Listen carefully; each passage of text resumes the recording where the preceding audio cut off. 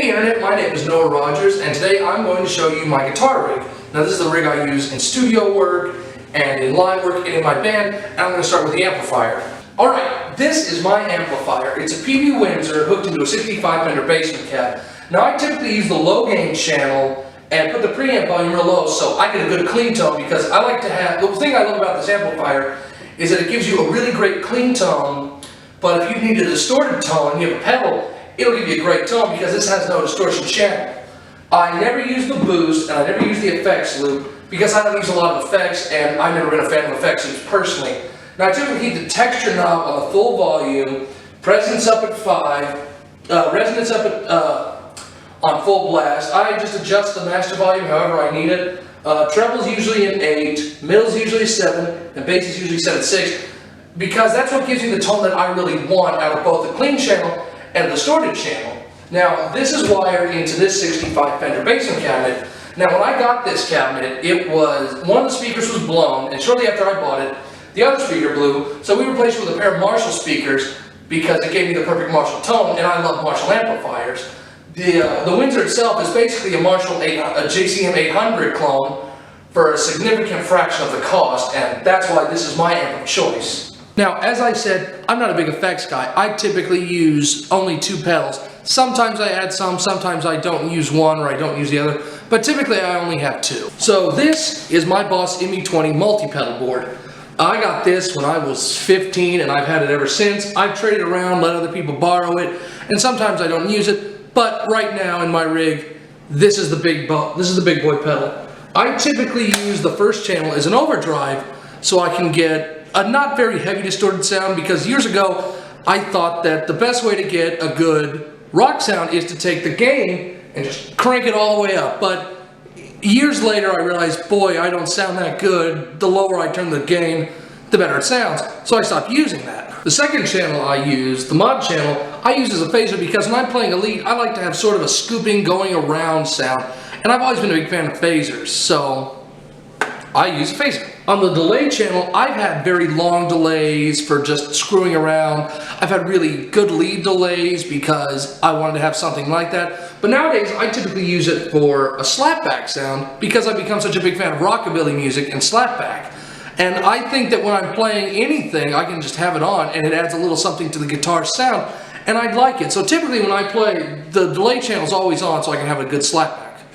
So this is my Line 6 delay. I got this about 2 years ago from a friend of mine who didn't want it anymore, and I got it primarily because it had a 30-second loop, which I use for things like layering over guitar parts, see how they sound together, and I'd lay down a chord progression to play leads over it and get better at playing leads. But nowadays I use it a lot more for the delays themselves and less for the loop.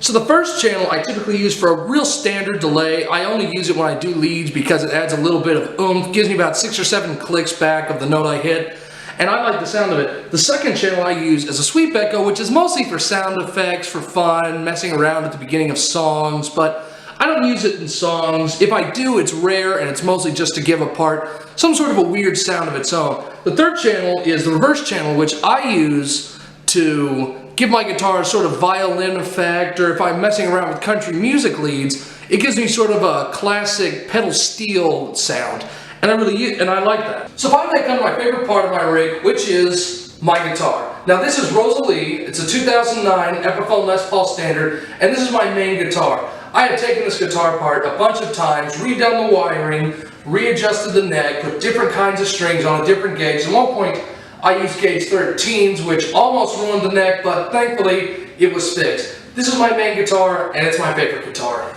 So the pickup configuration is very simple. This is a GFS Fat Pad in the bridge and a GFS Dream 90 in the neck.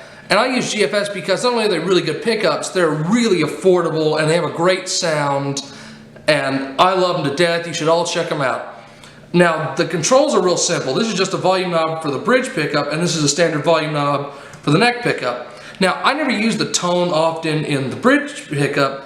I only use it much in the neck pickup. So the tone knob for the neck pickup, that's it. This has nothing to do with this. And this knob down here it splits the coil in here, so I can go from having that big, warm Les Paul sound, and I can dial it back to a single coil. and have a nice Stratocaster, Telecaster, Fender-y sound, because I'm a big fan of that, especially when I'm playing something clean, because Fender guitars have some of the greatest clean tones. Now what this button does is it's a momentary switch. What it does when I push it down, it cancels off all signal going out of the guitar. So sometimes I do that when I end a song and I'm talking and I just want silence from the guitar. But most of the time I use it when I'm playing sort of as an effect. I'll hit a note and I'll just start popping it back and forth to give it sort of a tremolo effect. Now this hole was where we were going to put in an in and out of phase switch, but it ended up not happening, but unfortunately we already had the hole cut, so we have to live with it.